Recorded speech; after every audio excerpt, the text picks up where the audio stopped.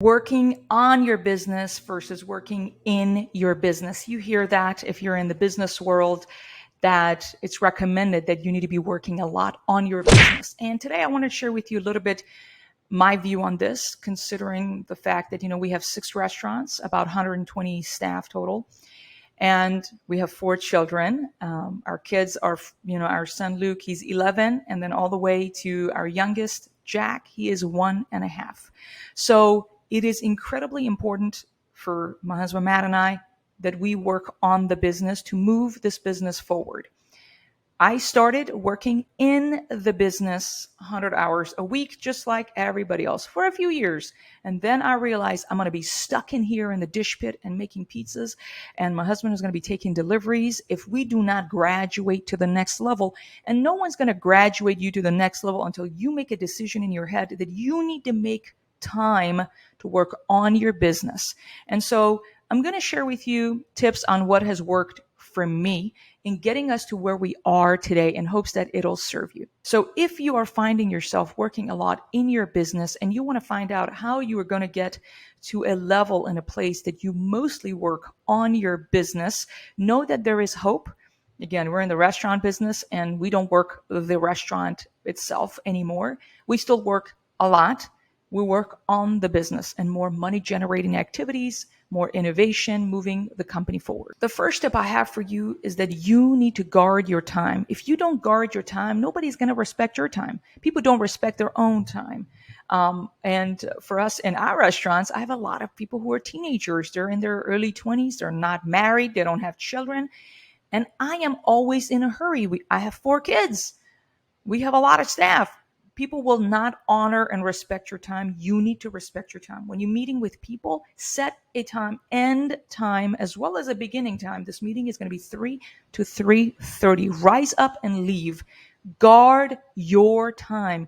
Act like your time is worth way more. So let's talk about it.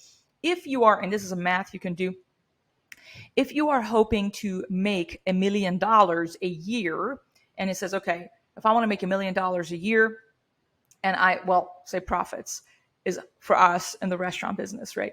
I'm going to be making $100,000 in profits. So if you're making $100,000 a year in profits for our easy math, and you're like, you know what? And every week, and 52 weeks out of the year, you are going to be making this much in profit per week. So if you're making profit per week this much, and you're working 40 hours divided by 40, that adds up to be $48. Now, if you want to make $300,000 a year, that times 3, that means about $144. What am I saying? You need to know your hour is worth $150 if you are hoping to make $300K a year profit. If you're hoping to make more, you do the math. I'm just trying to tell you a mathematical example. So if my time is worth $150 an hour and I'm sitting with you for 2 hours of my time, that's $300 worth of my time. So if you don't value your time, because I could be, instead of spending that time, whatever the task is or the thing is that I'm doing, I could be setting up a marketing campaign for our restaurant. I could set up a partnership with another business. I mean, there's a lot of different things we can do in solving a leak and a problem that could bring in thousands of dollars. So I could create systems that's going to bring more freedom and cohesiveness in the company. There's a lot of things you can do with your time. Know what your time is worth. You need to know that. So if I were to ask you a number, would you know? I have set myself to say my time is worth $500 an hour. So the tasks I do better be worth that, because that is what I'm shooting for. So what is the value of your 1 hour? And you need to be guarding your time like, you're like a president, Secret Service guard of your own time. Oh, you will always be stuck working in your business, I promise you. Second tip I have for you is to theme your days. So for example, on Fridays, you're going to look into your finances. When you dig into your finances, that is working on your business, because you're looking into where the money is going, where the opportunities, where the threats. When on Mondays, I work on marketing. I did that for years. Mondays were my marketing days. First day of the week, it has better be my top priority to grow sales in the company. That is working on the business, setting up campaigns, looking into what are going to be our marketing strategies in the next month, in the next 2 months. Dedicate an hour or 2 of your day first thing to working on your business, because the problems will come your way as soon as you open that door. We get phone calls. This broke. People did not show up. This happened. We got a letter from the government. I mean, what else is new? All the time.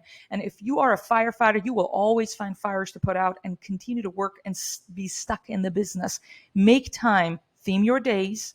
As I'm saying, marketing, you're going to dig into your HR stuff and come up with HR systems on Tuesdays. Every Tuesday, you're going to spend a couple of hours and work on your HR systems. That's what you do on Tuesday, because that's the theme for the week. Third thing is that if you want to be working on your business versus working in your business, you have to work on profitable problems. You can work on a lot of problems. Some problems you can fix, and it's a $10 problem. A problem you can fix could bring in $100. You will have problems from $10 all the way to thousands of dollars.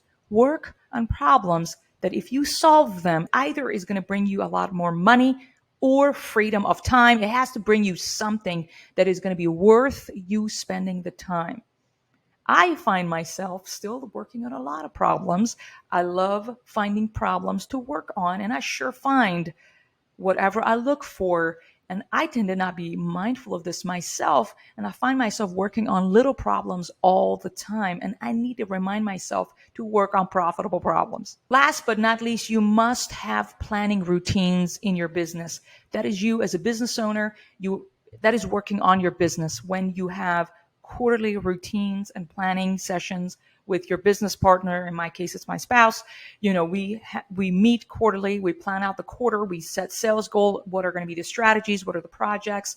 We do a SWOT analysis, which I'll have a video down below, which is, studying your strengths and weaknesses and all of that. Then it is monthly routines of planning the month. What are the campaigns coming up? Then weekly routines. So you kind of have this a little bit of a bird's eye view of what is going on in your business. If you're in the business all the time, fulfilling orders and whatever, and you don't sit back, you don't look at your finances, you don't set goals, you don't dream a minute, you're going to get incredibly exhausted. Make time to plan and take pleasure in doing it. I love planning sessions. I mean, that is fun. Being out there hustling about, handling all the problems. I like sitting and making time, going to a coffee shop, looking at my calendar, planning the week, planning the month. I love it. And it has served me well. I'm actually very curious. What is your planning routine? What is your planning routine? Do you have monthly meetings? Do you have weekly meetings where you plan your business? What's next for your business? Sales, what's next for your business? You have to have a sales goal, and how are you going to hit it? Let me know down below in the comments. Last but not least, you must make time to reflect. You cannot beat yourself up that you're stuck in operations and I never get this right and I don't know how to get myself out of it, and you being hopeless. That's not going to help you. And we've all been there. Okay. I'm not telling you that I've been there for years. I was there. And you must make time to reflect. You need to, again, have those weekly meetings or monthly meetings. You look back. What were the good? What were the bad? How can I do better? You get to be dangerous if you are somebody who is good at this skill set, and that is to look back, reflect, learn the lessons, move on, and do better.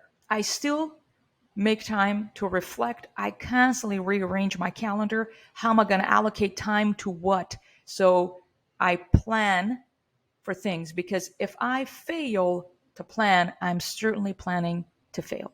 And as I said, this is going to be ongoing work to constantly choosing and prioritizing working on profitable problems and problems that bring the higher return on the investment of your time. All right, friend, let me know your thoughts on this show. If you are on the YouTube, be sure to like this show, leave me a comment, subscribe so you don't miss any future shows. And if you're on the podcast zone, I would love it if you would leave us a review or send us an email to makingdough@gmail.com. I would always love to hear your thoughts. And with that, let's get back to work and make some dough. Thank you. Bye-bye.